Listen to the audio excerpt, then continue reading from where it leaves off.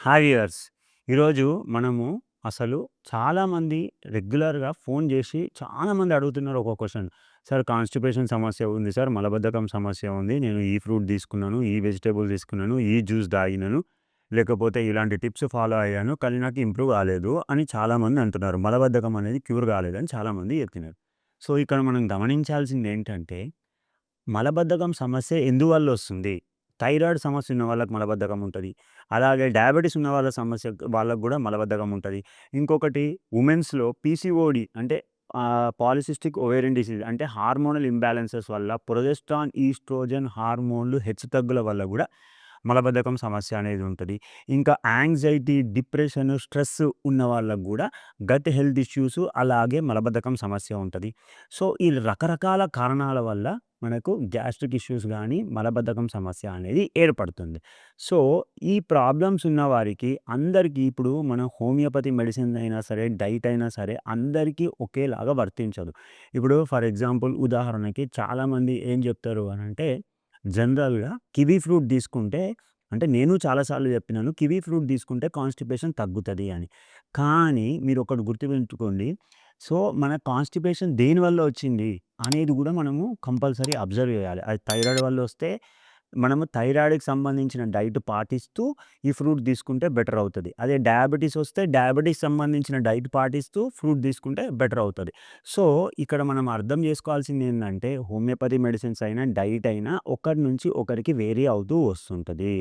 For example ఇక్కడ ఏ అనే patient ఉన్నాడు. ఏ అనే పేషెంట్‌కి ఫర్ ఎగ్జాంపుల్ అక్బర్ అని ఒక పేషెంట్ ఉన్నాడండి. అక్బర్ అనే పేషెంట్‌కి థైరాయిడ్ ఉంది. అలాగే రాము అనే పేషెంట్ ఉన్నాడు. థైరాయిడ్ ఉంది. అలాగే ప్రతాప్ అని ఒక పేషెంట్ ఉన్నాడు. థైరాయిడ్ ఉంది. హోమియోపతిలో ఈ ముగ్గురికి సేమ్ మెడిసిన్ ఉండదు. వాళ్ళ యొక్క లక్షణాలు, వాళ్ళ యొక్క ఆహారపు అలవాట్లు, వాళ్ళ యొక్క నేచర్‌ని బట్టి మెడిసిన్ ఇయ్యడం జరుగుతుంది. డైట్ గూడా అంతే.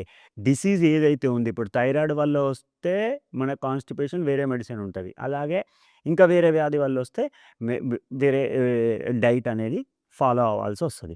సో, ఇక్కడ మనం ఏందంటే చాలామంది పేషెంట్స్‌లో థైరాయిడ్ వల్ల కాన్‌స్టిపేషన్ ఉంటది. ఎందుకు థైరాయిడ్ వల్ల కాన్‌స్టిపేషన్ ఉంటదంటే, హైపోథైరాయిడ్‌లో ఏమైతది అనంటే, మనం తిన్న ఆహారము ఫాస్ట్‌గా డైజెషన్ అనేది కాదు.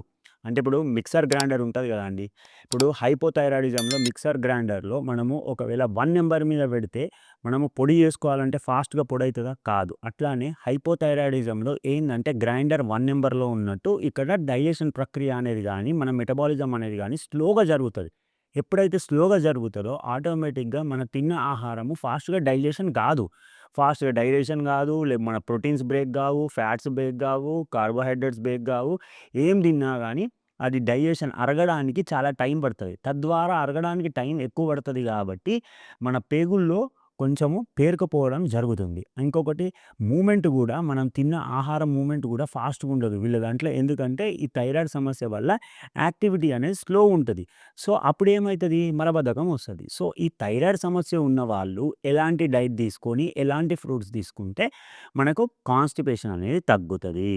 సో, మనకి గుమ్మడి గింజలు పంకిన్ సీడ్స్ అని, వాల్‌నట్స్ అని, అలాగే ఫ్లాక్స్ సీడ్స్ అని, అలాగే చియా సీడ్స్ అని, అలాగే రైజిన్స్ అంటే కిస్మిస్‌లని, అలాగే ఫిగ్, అంజీర్ అని ఇవి రెగ్యులర్‌గా కట్ జేసేసి మంచిగా ఒక స్మూతీ లాగా జేసుకోవాలి. ఇవన్నీ సమతుల్యంగా మనం తీసుకొని ఒక 4 ఫిగ్స్ అంటే 4 అంజీర్లు, దాని తర్వాత ఒక 10-15 గ్రాముల పంకిన్ సీడ్స్, అలాగే ఒక 5-6 కిస్మిస్‌లు, అలాగే ఒక 2, 3 వాల్‌నట్స్ ముందు రోజు నానబెట్టుకొని నెక్స్ట్ డే ఏం జేయాలి అంటే పొద్దున అవన్నిట్లో దాంట్లో కొంచెం అరటిపండు ఒక 4 నుంచి ఒక ముక్కలు అరటిపండు, ఒక 5 ముక్కల అరటిపండు, అలాగే దాంట్లో ఒక 4 లేకపోతే ఒక 5 మన ఏమంటారు ఇవి అల్బుకారా అంటారు. ప్రూన్స్ అంటారు.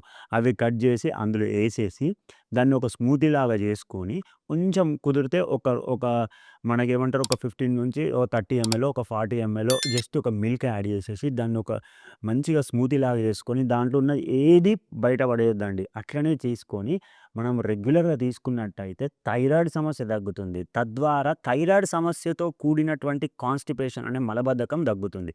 ఎప్పుడైతే మలబద్ధకం తగ్గుతుందో ఆటోమేటిక్‌గా పొట్ట ఉబ్బడము, డల్‌గా ఉండడము, ఈ స్కిన్ సమస్యలు, ఈ ముఖం మీద వ్రింకిల్సు, ఈ చుక్కలు చుక్కలు పిగ్మెంటేషన్ అని అంటారు.